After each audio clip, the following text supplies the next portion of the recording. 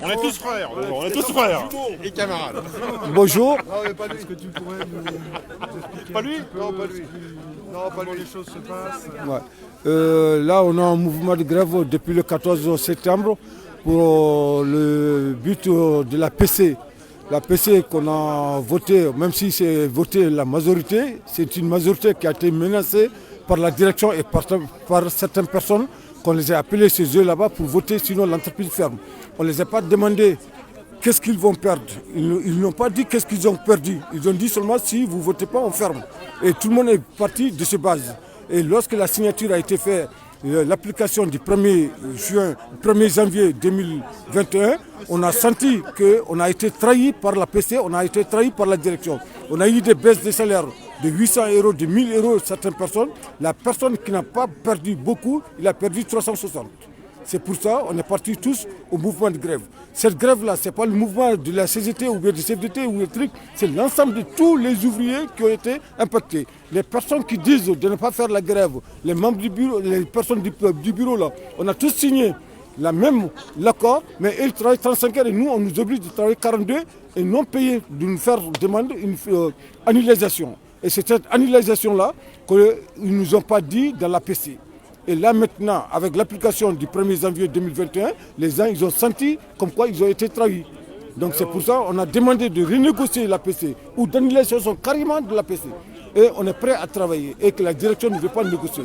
Ils ne veulent même pas, pendant 60 jours, on est dehors. C'est nous qui demandons de négocier avec eux, c'est nous qui demandons notre rencontre avec eux, mais ils n'ont jamais demandé. Et c'est nous qui vont toujours à la partie, ils nous refusent. À chaque fois qu'on demande de négocier, ils nous disent non.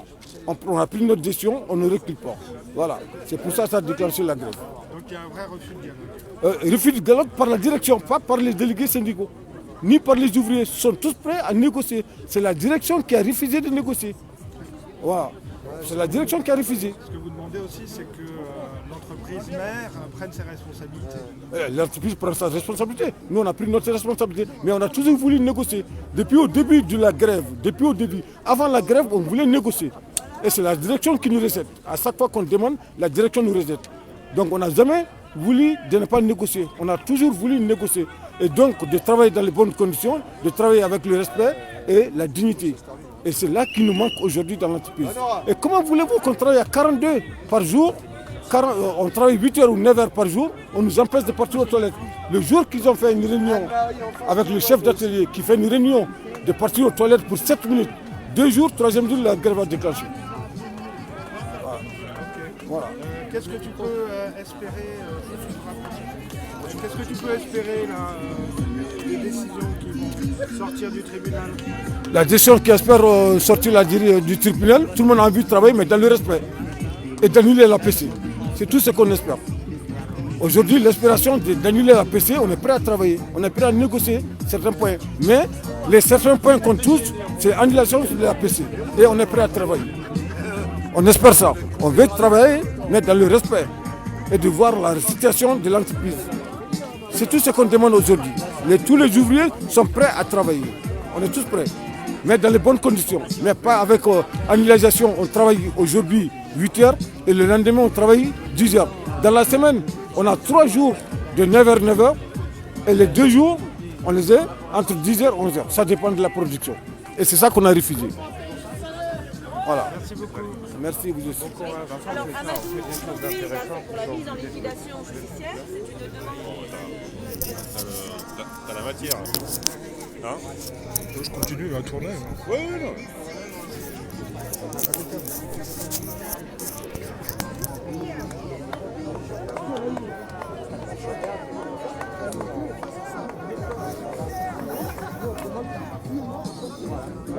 C'est quoi? Vous avez mon soutien. Ah, c'est bien ça. Donc, Raymond.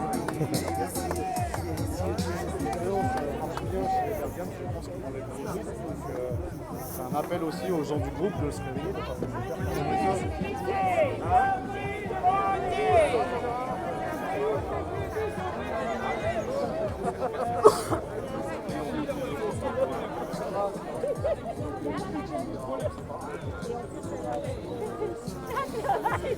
Ah, bah, il pleut, fialez-moi.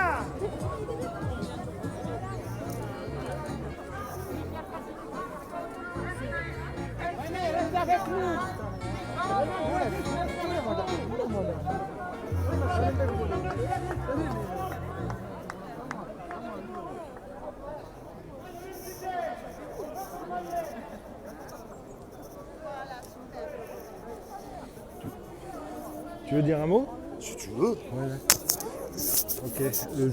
Tu te présentes vite fait, les gens te connaissent. Mais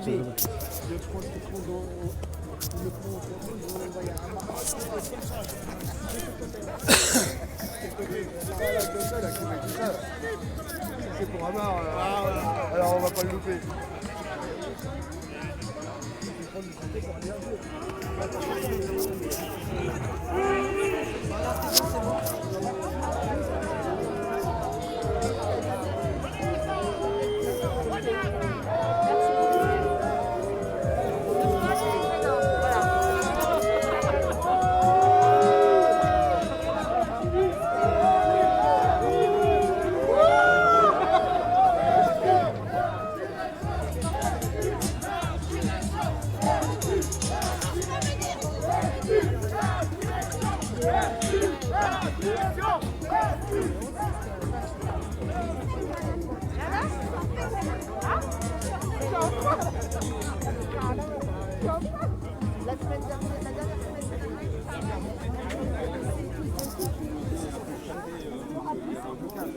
Parce que tous les matins, ils ont des policiers arrivés, c'est une vraie visite. Oui, Parce que de faire le forcing devant le barrage, Ils n'ont pas peur de se faire lâcher là.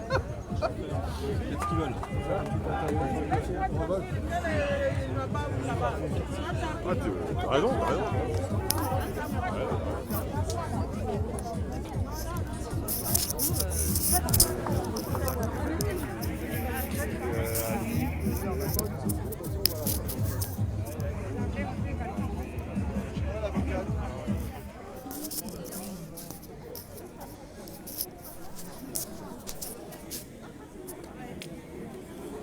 Si tu veux, ouais. bonjour. Bonjour. Tu peux te présenter? Oui, Olivier Champetier, secrétaire départemental de la CGT. Voilà, qui accompagne aujourd'hui le mouvement donc, des Bergams devant le tribunal de commerce pour demander la poursuite de l'activité, évidemment non pas la liquidation, mais la poursuite de l'activité avec des conditions sociales dignes et non pas celle qui a généré aujourd'hui ce conflit malheureusement qui, depuis 60 jours maintenant, perdure dans l'entreprise. Et c'est très dommageable pour l'emploi sur le territoire de Grigny, pour l'emploi sur le territoire de l'Essonne, puisque nous sommes un département déjà fort impacté par les suppressions d'emplois dans beaucoup d'entreprises, on l'avait rappelé déjà, mais en tous les cas, Sanofi, CGG, Nokia, enfin tous ceux qu'on connaît et qu'on a déjà dénoncés. Aujourd'hui, on vient chercher le fait que l'État doit investir dans cette entreprise, il y a des promesses qui sont faites, il faut les mettre à exécution maintenant, et si effectivement, comme certains le disent, il faut relancer l'industrie dans ce pays, eh bien banco, allons-y, puisque nous sommes sur une entreprise industrielle et nous avons besoin de ces emplois et il y a besoin de redévelopper l'industrie dans ce pays de toute façon. Pour avoir un ordre d'idée, Bergame, c'est le premier employeur privé sur Grigny. C'est ça, c'est le premier employeur privé sur Grigny, effectivement, avec, à l'époque, avant l'APC, il y avait 330 salariés à peu près. Aujourd'hui, c'est 280 à peu près, puisqu'il y en a qui n'ont pas accepté les conditions sociales dramatiques de l'APC et donc ont préféré démissionner de l'entreprise. Qu'est-ce qu'on peut espérer ou craindre de la décision qui pourrait être rendue aujourd'hui?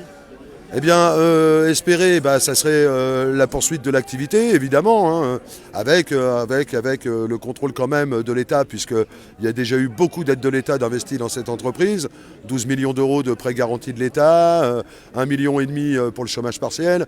Donc oui, il y a eu beaucoup d'argent, il y en aura encore, et évidemment...